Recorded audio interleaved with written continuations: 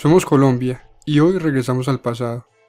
En el año 2008, el entonces presidente de la República, Álvaro Uribe Vélez, acusó de terrorista a Gustavo Petro. Días después, Gustavo Petro, desde el Senado, explica detalladamente cuál es su estado frente a la justicia colombiana, cuáles fueron sus víctimas, cuáles procesos hay en su contra por enriquecimiento ilícito, y en cuáles acciones armadas o masacres participó, y qué hizo con el dinero de reinserción que le dio el Estado por ser desmovilizado a la M-19, dinero por el cual el presidente también pidió explicaciones. A continuación, les comparto la intervención. Como siempre, los invito a sacar sus propias conclusiones, a dejar su opinión en los comentarios y a compartir este video. Hablando directamente de mí y de León Valencia, y yo no tengo la misma capacidad del presidente de la República para responder en los mismos medios de comunicación que él sí puede usar a profusión. Pues me queda esta instancia del Congreso para responder. El presidente de la República ha decidido atacar directamente al señor Valencia, a León Valencia, que es el autor de este libro. Este fue un acto de terrorismo, según el presidente de la República, que hizo León Valencia, sacar este libro, que es, para la fecha, el estudio más acabado sobre las relaciones entre los políticos y el paramilitarismo en Colombia, región por región, con un extensísimo y profundo estudio sobre el departamento de Antioquia.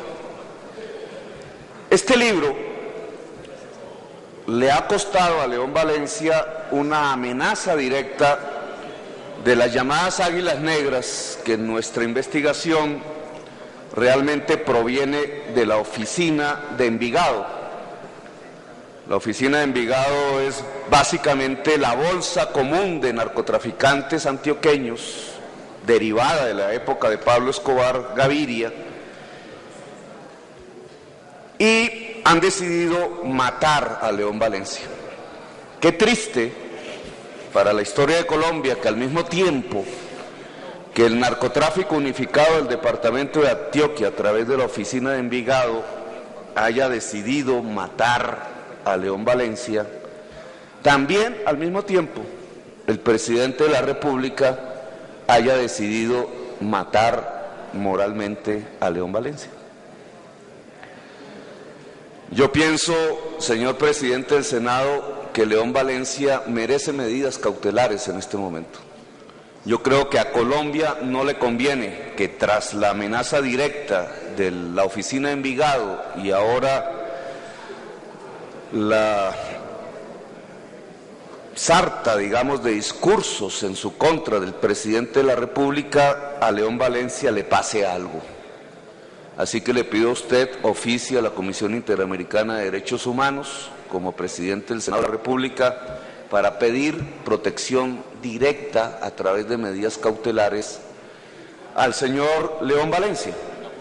De paso, a la Corporación Nuevo Arcoíris, porque todos los autores de estos escritos investigativos hoy son también objeto de amenaza, no solamente del presidente de la República, sino de la Oficina de Narcotraficantes de Envigado, empezando por Laura Bonilla, que hizo un profundo estudio en este libro sobre el desalojo y la usurpación de tierras en el Magdalena Medio.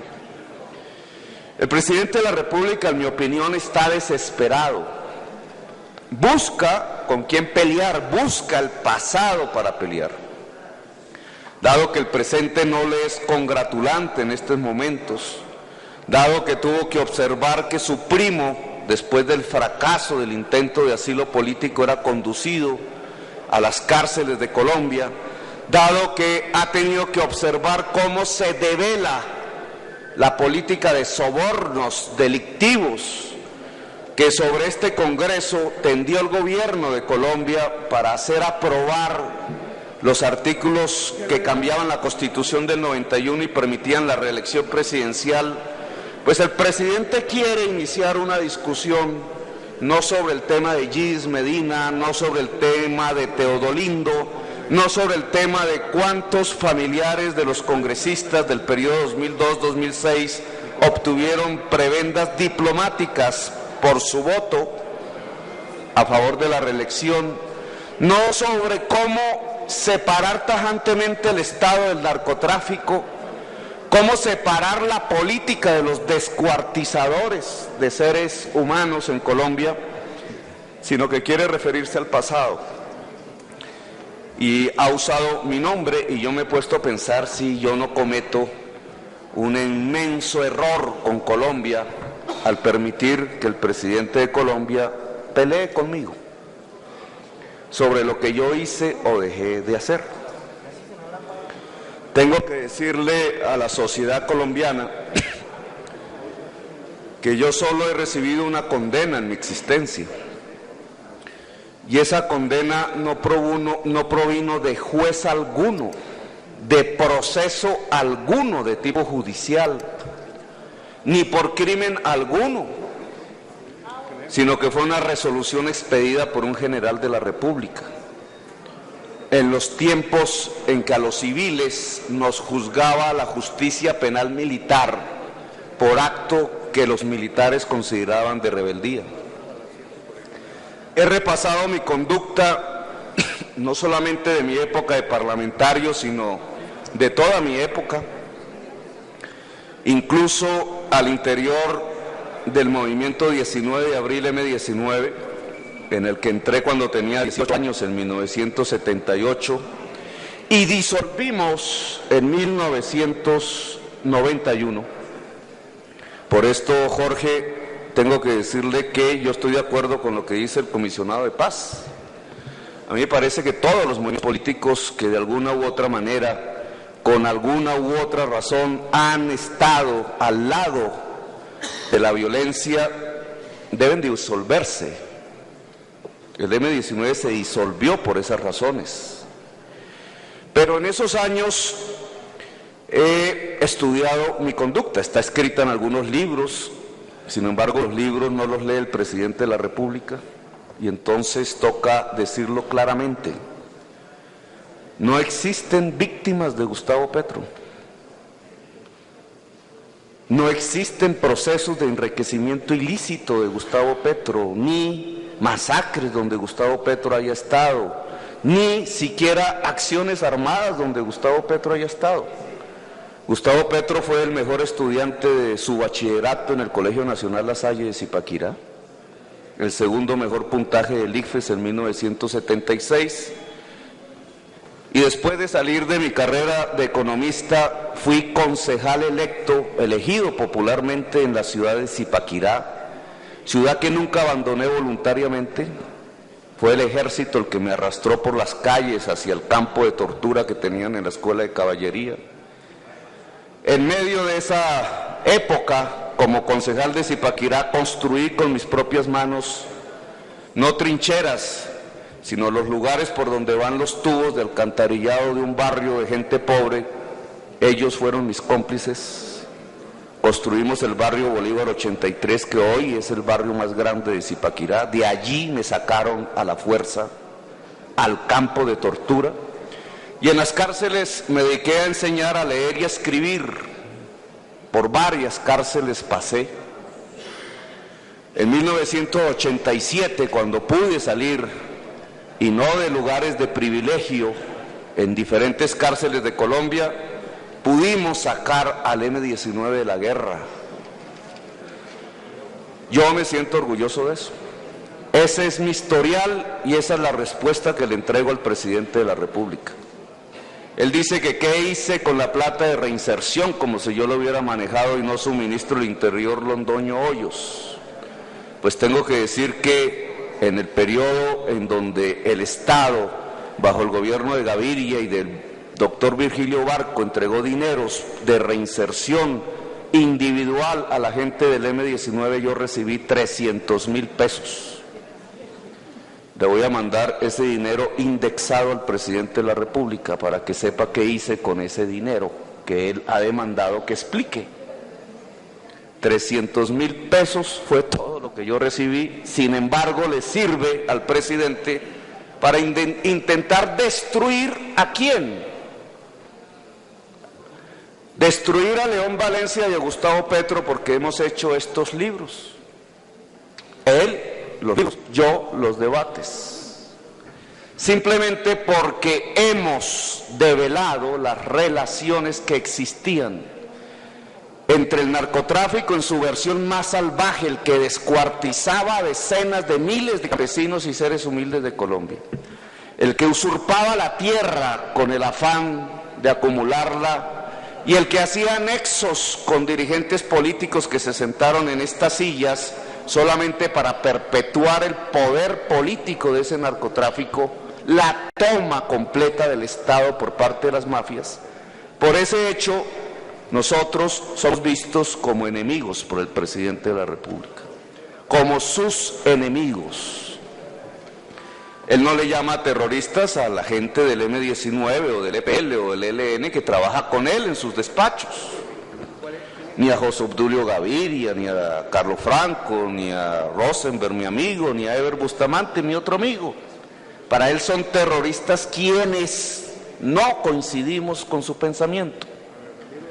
Bueno, vale decir que no seremos el sparring del presidente Uribe Vélez en su desespero por cazar unas peleas sobre el pasado, del cual hablaremos profusamente en el futuro, mientras él no explique qué pasó con Gidis Medina, con Teodolindo, con las decenas de congresistas que recibieron cargos diplomáticos en sus familiares más cercanos en el momento en donde se estaba tramitando la reforma constitucional que permitía la reelección presidencial, mientras él mismo no sea capaz con sus amigos políticos de separarse tajantemente del mundo paramilitar, del mundo del narcotráfico. Colombia necesita, esa es mi convicción, por eso recibo amenazas de las FARC, de los paramilitares y del presidente de la República. Colombia necesita separar su Estado de la mafia y esa es mi lucha. Si Colombia permite que su Estado y su política terminen completamente en manos del narcotráfico, en su versión más salvaje, la de los descuartizadores, simplemente veremos en nuestra propia historia por vivir la reproducción de lo que sucedió en Yugoslavia, de los estados que se fragmentan violentamente, de las sociedades que se fragmentan violentamente y que en forma fratricida luchan entre sí como títeres, respondiendo simplemente al designio del enriquecimiento ilícito de unas élites untadas de sangre y cocaína. Élites untadas de sangre y cocaína que se sientan en este Congreso de la República y hacen leyes. Ese futuro de Colombia no lo quiero ni para mí ni para mis hijos. Pero yo no soy hombre que se vaya de Colombia. No soy un hombre que se esconda a la discusión política. Sé lo poderosos que son mis rivales. Sé que, y voy a terminar ya, presidente, que cuando el mismo presidente de la República, Álvaro Uribe Vélez, decide atacar a Gustavo Petro calumniándolo, se ponen contentos en el Senado de la República y ríen. Quienes saben que si se destruye esta posibilidad de debate, quizás se podría destruir también la Corte Suprema de Justicia y por tanto el destino de ir a la cárcel por tener vinculaciones con el narcotráfico. Se ríen y aplauden en Colombia, dentro de la sociedad colombiana, los que quisieran que millones y millones de hectáreas usurpadas quedaran en manos de los testaferros, de los narcotraficantes, y no se les devolviera a los campesinos. Son los testaferros los que aplauden al presidente de la República cuando nos ataca.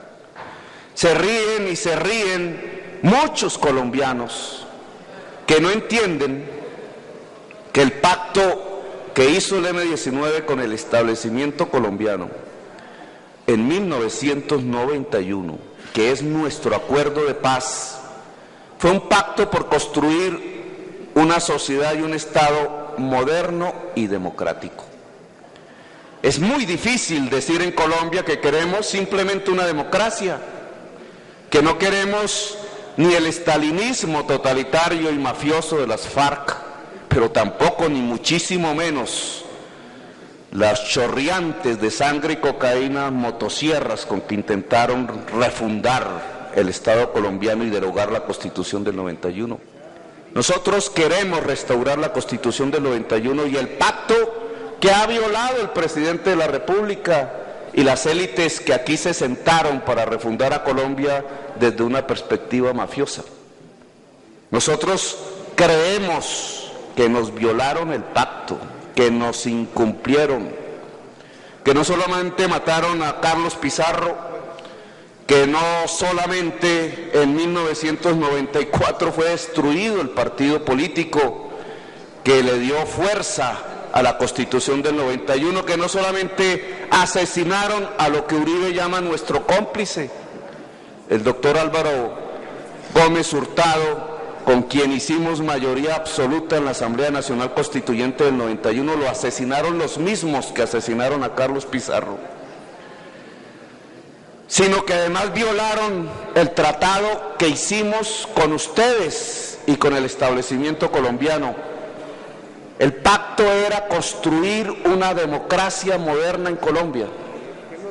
¿Cómo es posible que le hayan entregado el Estado a las mafias, a los descuartizadores, a los usurpadores de tierras, a los enterradores en las fosas comunes, a los que descuartizan en vida seres humanos? ¿En dónde quedó el pacto democrático que firmaron con nosotros, los hombres y las mujeres del M-19? Yo me pregunto. Está en la línea correcta el presidente Álvaro Uribe Vélez. Este es un momento en donde él mismo, como jefe del Estado, Iván, debería derogar los acuerdos de paz que hicimos en el pasado. Creo que es más claro con la opinión pública y más clara la situación con la historia de Colombia que está por venir. Yo me abstendré hasta que el presidente de la República no responda por lo acontecido con Gilles Medina,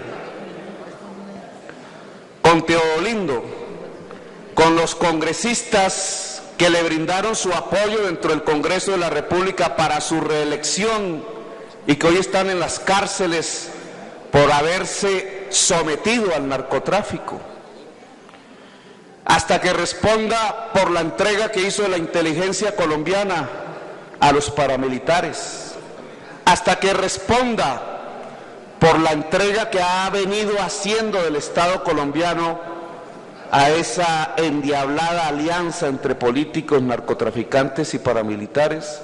Me abstendré de responderle más ataques personales al presidente Álvaro Uribe Vélez, no porque me dé miedo la historia, para eso escribimos estos libros, de paso nos amenazan y nos quieren matar por ello, sino porque no le vamos a servir de chivos expiatorios, de sparring, para ocultar el debate que de verdad tiene que dar el presidente de la República, que no es su participación en lo que pasó o no pasó con el M-19, si fue bueno o no fue bueno hacer ese proceso de paz, si nos equivocamos o no nos equivocamos, él nada tuvo que ver con ello, sino en lo que él sí tiene que ver, que es con el actual proceso profundo de degradación de la política colombiana. Sí, gracias. Me gustaría, señora presidenta, que algún día usted se atreviese, tuviera ese atrevimiento de colocarle la chicharra al presidente Álvaro Uribe Vélez, porque yo simplemente estoy respondiéndole.